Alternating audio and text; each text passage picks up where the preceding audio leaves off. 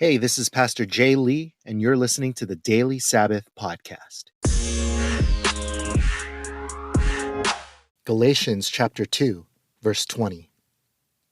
I have been crucified with Christ, and I no longer live, but Christ lives in me. The life I now live in the body, I live by faith in the Son of God, who loved me and gave himself for me.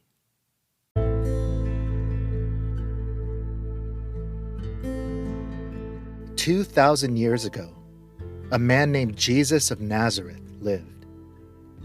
He would seem an average man, the son of a carpenter from Galilee.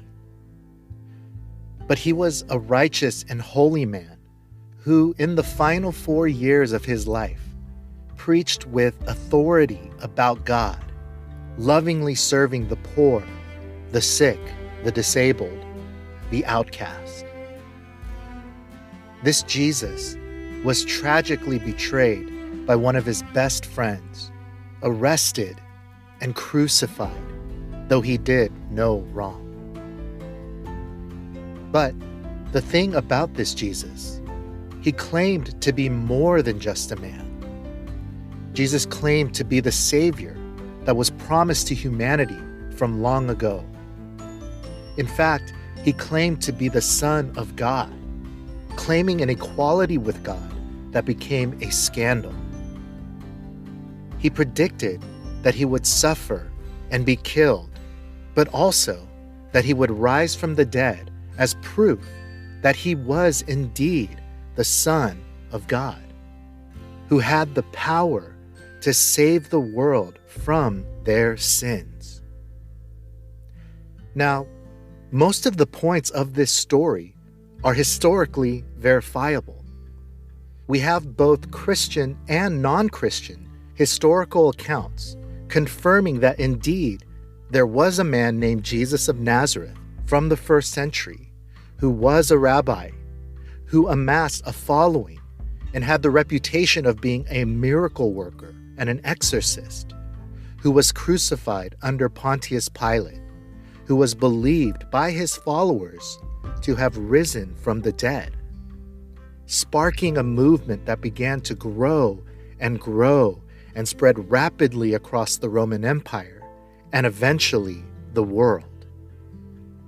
Those are the brute facts that really only the most biased historians would deny.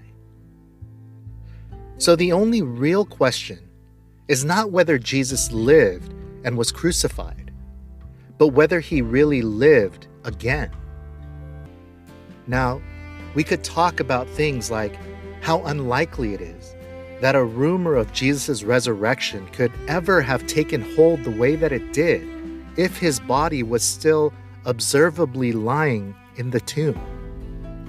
Or the unlikelihood that Jesus' ragtag bunch of 11 disciples would be capable of stealing the body and perpetrating such a con without being caught by either Jewish or Roman officials, or the even less likelihood that those same men would all die such violent deaths as martyrs for a con they had invented.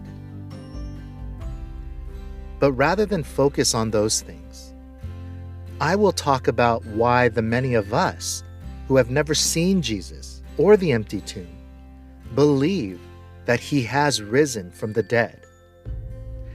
And as a friend so eloquently put it, I know the resurrection is real because I see the resurrection living in me.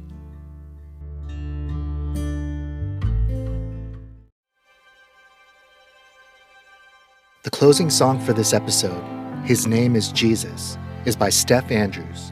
For more music from Steph Andrews, you'll find a link in the episode description. There is a king who left his throne, stepped down into the earth below. He was fully God and yet a man. He was there when the world began. His name is Jesus. There is a man who freed my mind. He gave me truth for every lie.